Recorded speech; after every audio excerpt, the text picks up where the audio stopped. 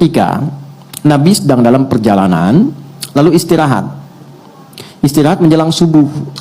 Ya, biasa rutin tahajud, biasa diperintahkan kepada Bilal bin Rabah radhiyallahu taala anhu, Bilal, kamu jaga. Kata Bilal, ya Rasulullah, saya ikut tidur aja, nanti saya bangun pas subuh azan. Kamu jaga, kamu lelah. Enggak ya Rasulullah, saya siap, katanya. Tidur akhirnya. Begitu bangun, terasa sinar matahari sudah kuat. Ya, Nabi bangun kan, celaka kamu Bilal, katanya. Bilangnya jaga, tapi ketiduran, ya kan? Terlambat semua. Tapi kesannya begini, ini yang menarik. Nabi itu nggak marah, cuma mengingatkan, tempatkan setiap hal itu sesuai dengan porsinya. Jangan memaksakan pada sesuatu yang mungkin kita tidak bisa menanggungnya. Kalau mau melakukan sesuatu, tauhidkan dulu pada Allah supaya Allah jaga kita. Kayak kita katakan insya Allah. Itu spirit surat Al-Kahf. Singkatnya apa? Nabi langsung katakan wudhu semua, wudhu. Dan Bilal seperti biasa, ya, adzan, iqamat, selesai semuanya. Yang paling menarik apa? Salat sunnah dulu, lalu dilakukan salat subuh pada saat itu berjamaah. Itu adalah jawaban terbaik yang memberikan cara. Komentar ulama hadis ketika melihat hadis itu, ini sebetulnya hikmah yang Allah berikan kepada umat Nabi Muhammad ketika mereka kesiangan dalam bangun tidurnya sehingga terlewatlah subuh tidak pada waktunya.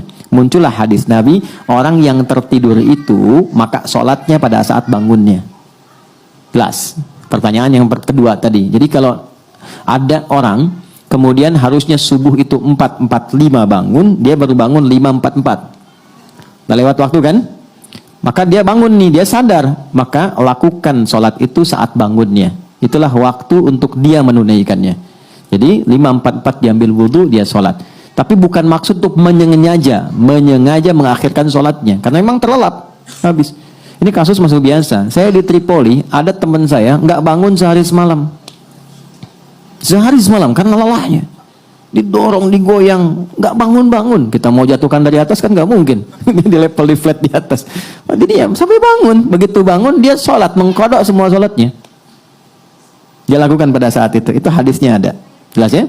Jadi bagian pertanyaan kedua dulu. Jadi kalau tertidur, bangun, sudah lewat waktu, maka dilakukan itu bukan besoknya. Saat bangunnya, di situ dia lakukan sholatnya.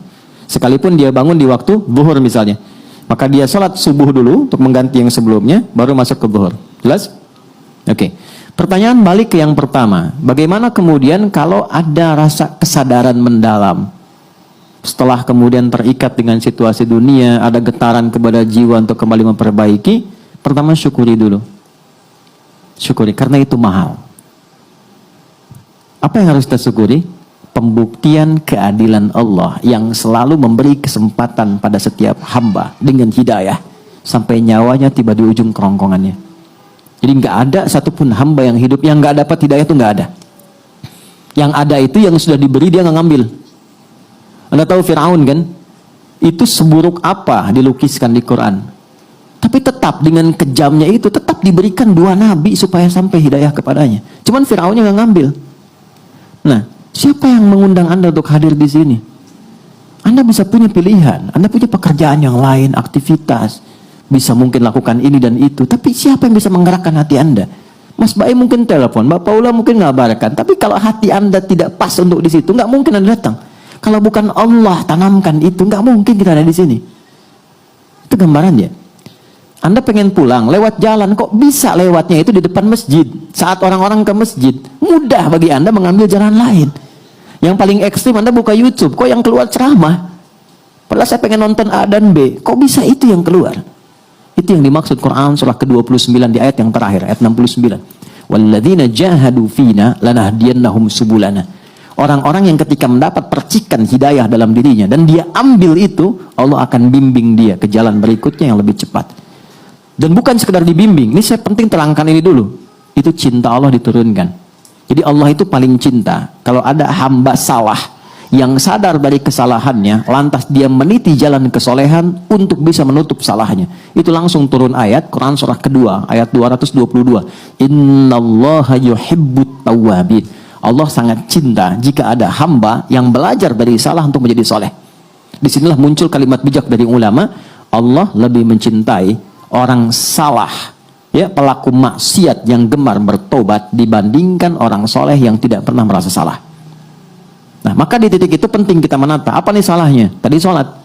Oke, kita merasa sholat banyak tertinggal. Sekarang pengen kembali, pengen ditutup. Bagaimana caranya? Ulama ngasih solusi. Maka dikiaskan, dianalogikan dengan orang tidur tadi. Tapi udah panjang, walaupun bukan Ashabul Kahfi. Maka bagaimana caranya? Dekatkan pada waktu-waktunya. Ini rumusnya, nomor telepon menuju kepada Allah 24434. Subuh, duhur, asar, maghrib, isya. Oke? Saya nggak tahu udah terlewat berapa lama dulu. Sulit menghitungnya. Gampangnya gini, subuh, begitu sudah dikerjakan, niatkan qadha, berikutnya sholat lagi, niatkan untuk yang sebelumnya. Jelas? Dekatkan dengan waktunya. Itu pertanyaan yang pertama tadi. Sholat dulu sesuai dengan waktu 2 rakaat. Setelah itu, bangkit sholat lagi 2 rakaat untuk nutup yang sebelumnya. Dah. Zuhur 4 rakaat, sholat. Setelah itu, dekatkan untuk nutup yang sebelumnya. Jelas? Baik. Kapan ini dikerjakan? Sederhananya yang gampang. Kalau kita sedang dalam suasana jamaah, supaya tidak menarik perhatian dan salah persepsi, salah duga, dan timbul hal yang baru yang tidak seharusnya muncul, 2 caranya. 1, ketika adzan berkumandang kan ada space sholat sunnah kan? Kerjakan sholat sunnahnya. Yang pertamanya kerjakan, kemudian di situ kita bisa niatkan untuk menutup yang sebelumnya. Baru ikut jamaah. Atau ikut jamaah di sini, ketika pulang dari rumah sholat lagi untuk tutup yang sebelumnya. Dan orang rumah, kalau ada salah satu di rumah yang mengerjakan itu dan dia memang menjelaskan untuk menutup yang lama, banggalah. Jangan eksplorasi kekurangannya, tapi berbahagialah karena Allah sedang merubah jalan hidup di keluarga itu menjadi lebih baik. Ya, jadi ketika Allah sudah kirimkan dia untuk menutup yang lalu, Anda tidak ditugaskan untuk mengoreknya kembali. Jangan gali, jangan sudutkan, tapi motivasikan. Alhamdulillah Pak, kalau perlu jamaah aja, Bapak depan aku di belakang, supaya sholatnya bernilai misalnya. Nggak apa-apa. Jelas? Oh, kamu ketinggalan juga? Enggak, buat support kamu aja. Itu biasa dunia. Duhur begitu. Ya, asar begitu. Maghrib begitu konsepnya. Dikerjakan dulu yang sekarang waktunya, setelah itu niatkan, sholat lagi, niatkan untuk menutup yang sebelumnya. Yang Allah lihat bukan berapa jumlah untuk menutup yang lainnya, tapi yang Allah lihat kesungguhan kita untuk berubah.